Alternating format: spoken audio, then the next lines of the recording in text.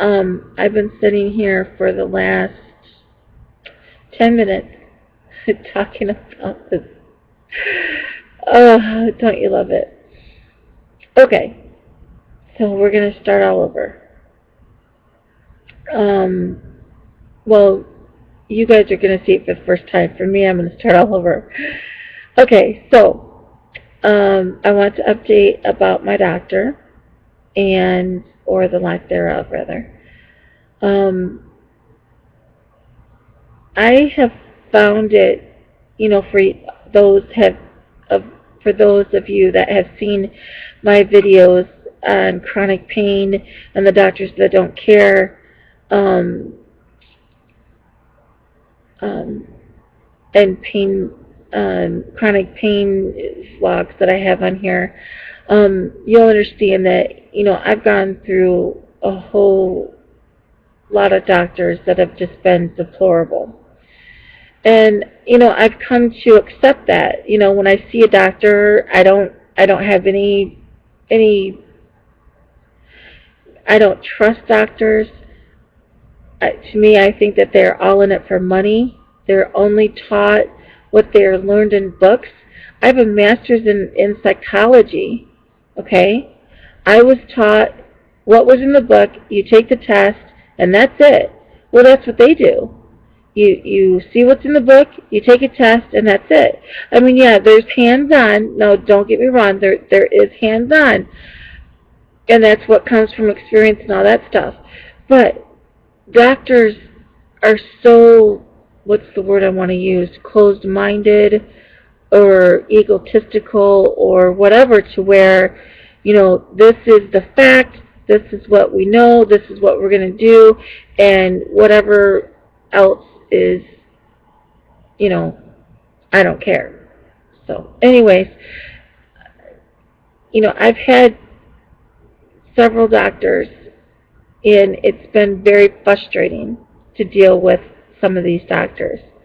There have been a few, I can maybe count on my one hand, who I actually still know, after not seeing them. I mean, we still email each other and talk to each other. So, some doctors are amazing, and it's really sad that they're few and far between. So, um, so we go back.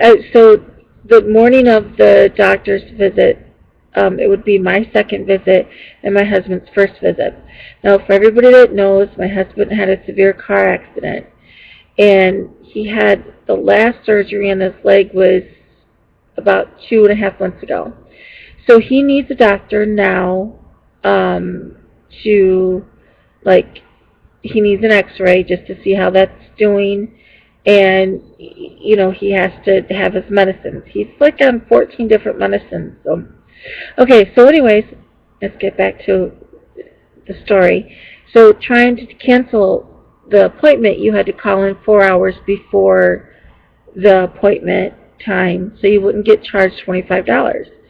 Well, they had called us that morning and said that he would have to pay cash, but they're not taking new cash patients. And then they said that they would. And so then we realized, we're paying for insurance company for my husband, and it takes over the first, so we were just going to wait till after the first to see the doctor. So all this was I was trying to relay to the lady on the phone, and she's like, and so it was 20 after 10 in our appointment. He was at 1:30 and I was at 2:30, but we were going to be seen together. They just had to write it down like that. So I called and I said, why don't we switch the appointments? I'll take the 1:30, Mark will take the 2:30, and we'll just change it. She says, no, we're not playing the system here. You're gonna have to be billed the $25. And I said, oh, come on. I said, are you serious? I said, are you guys really that hard up for money that you're gonna go by the last few minutes, especially when you know everything that we've gone through trying to get this surgery, trying to get this, the insurance date. I was frustrated. I did not yell at her. I said, oh, come on, are you serious? Just exactly what I said to you. And she says, don't yell at me. And I said, I'm not yelling at you. I need you to understand my point. I said, my husband's been in a car accident. I said, we're trying to get a new doctor. He's desperately needing a doctor. She says, ma'am, and she kept talking over me. And she says, ma'am, she says, I don't really care what your problem is. She says, we're not playing the system, and that's the way it is. And I said, okay, fine, I'll see you at 1:30. Or it was like 1:15, I'm sorry if I changed the times on you. So I'm like, they're going to call me back any minute and tell me that they don't want me as their patient because she said I yelled at her. I did not yell at her, but okay, whatever. If that's the way she took it, that's fine. It was just so frustrating. Just so petty, so stupid. Anyways, so we get into I go to the doctor's appointment, and I go in, and everything's fine until I walk back into the doctor's office.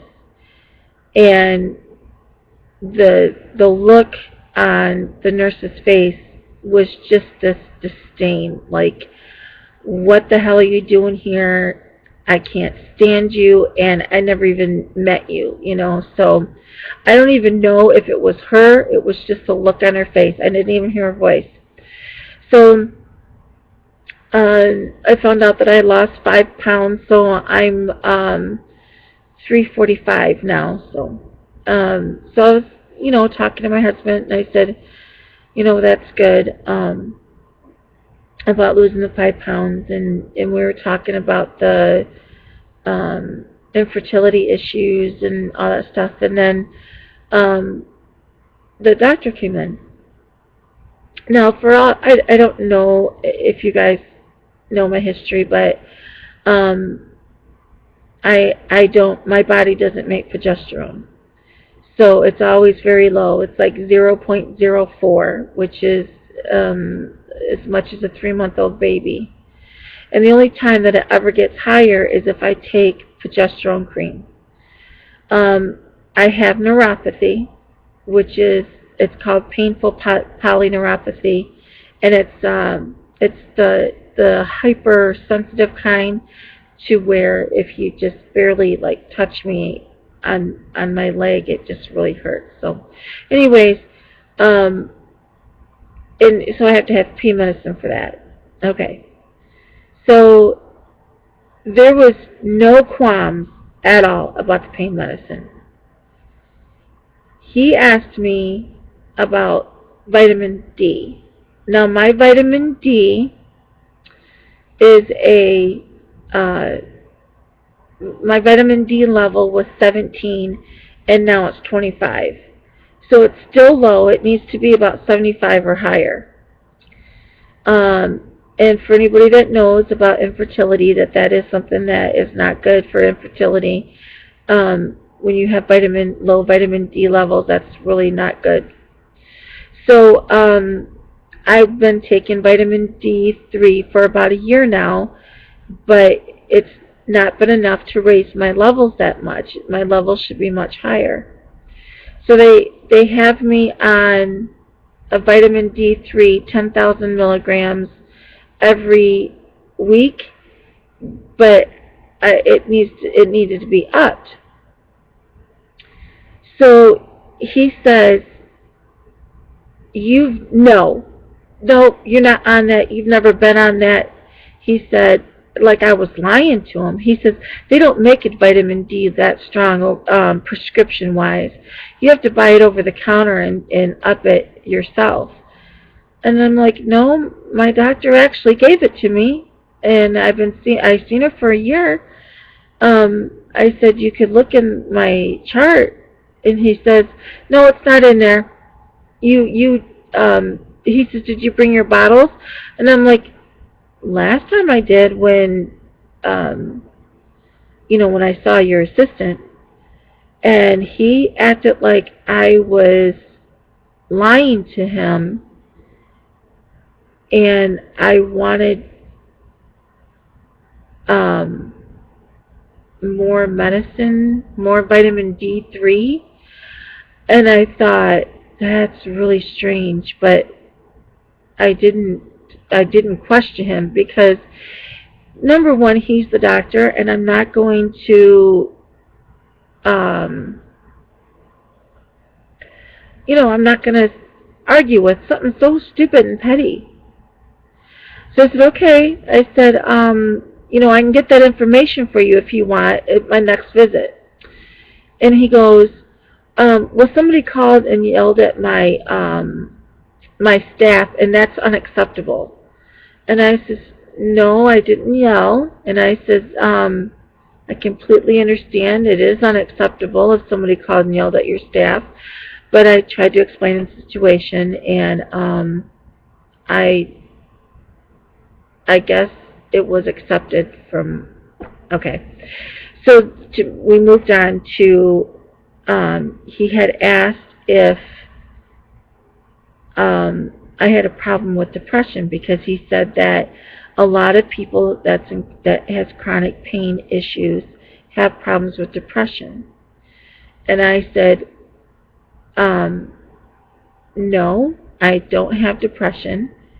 What I have is anxiety and frustration, because I'm dealing with something that I'm not getting help for. So he's like, well, what do you mean? And I says, well, I want to know why I have the polycystic ovarian syndrome. I want to know why I have polyneuropathy, painful polyneuropathy. I want to know what's causing it to stop it, not mask the problems with pain medicine and we don't know what's wrong and that's it. That's not the type of treatment I want. I don't want to mask the symptoms, and it's a progressive neuropathy. So it started in my leg. It started in the tips of my toes. Now it's all the way up mid-calf, and now it's the tips of my fingers. So what it used to be just the tips, then it went to the middle of this, and then now it's here, and it's in all the fingertips. Okay, so from here to here. So I can't put earrings in. I can't button my buttons. I can't feel anything to like a teeny tiny, like, stuff like that. And it feels like the only way that I can equate, explain it to you is like if you've clapped for, like if you were applauding or at a rock concert, not a rock concert, but a concert, whatever, and you're applauding and clapping for a long time and your hands will hurt. It feels like that, but like way worse. And then add the burning to it. The burning is it almost kind of feels like when you get burnt, it's at that raw nerves. That's what it feels like. And then sometimes I'll feel it on the very tip of my nose. So it's getting progressively worse, which means as the pain gets progressively worse, you have to go up on pain medicine, and you're full of medicine that you don't want, because I don't want it. And I want to find out to stop it, not to keep treating it. Okay. So, anyways, so I said, if you were a doctor and you could physically see what I was going through, then I feel that you could understand. I mean, if somebody could see, like if my feet were on fire, if you physically seen flames coming from my feet, you would put the flames out and you would treat it. You could physically see what was wrong. but I'm in a constant state of this burning, mind-numbing, monotonous pain that does not go away and gets worse at night. Um, and it's very frustrating to be in this kind of pain and they can't tell you why. So he said to me that he goes, well, I can understand the way you feel. He says, but, women with polycystic ovarian syndrome, they just have to deal with their symptoms. And right away I just thought to myself, okay, I'm done. And, excuse me. And I said, I'm, okay, so I'm saying this in my mind and I'm thinking, okay, this appointment's going to be over soon. So he says to me, he asked me,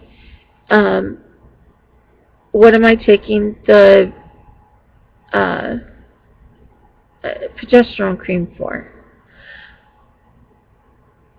Okay, I assumed that I was meeting this doctor to give him my history.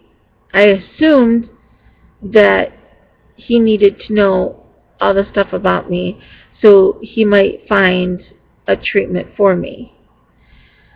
Boy, was I wrong. So when he asked me why I was taking the progesterone cream, he had already seen my chart. He already knew that my progesterone was low.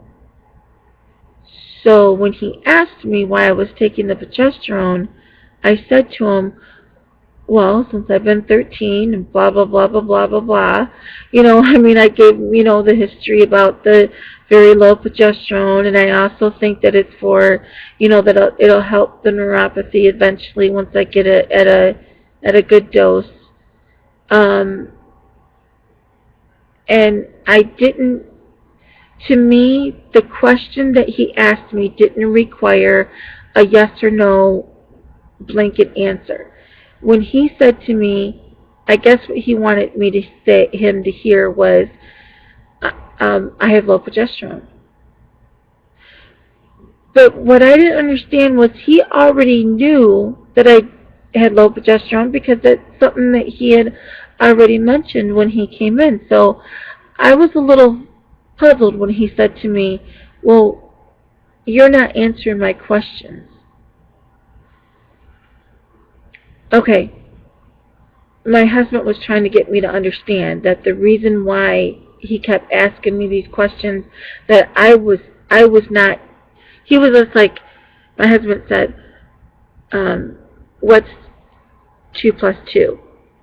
Okay, we all know the answer's 4, and because we all know the answer's 4, I assumed that he knew.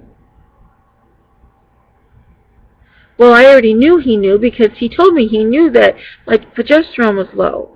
So I was explaining to him the history that I had with the low progesterone and all this other stuff.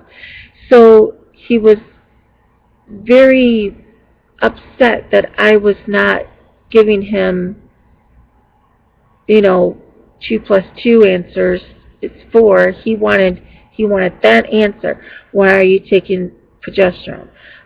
Because I have low progesterone. Even though he already knew that, I didn't understand. At that point, I was so frustrated and so done with everything. He said to me, well, we're not going to make a good fit. And I said, wow. I said, okay. And I wasn't mad.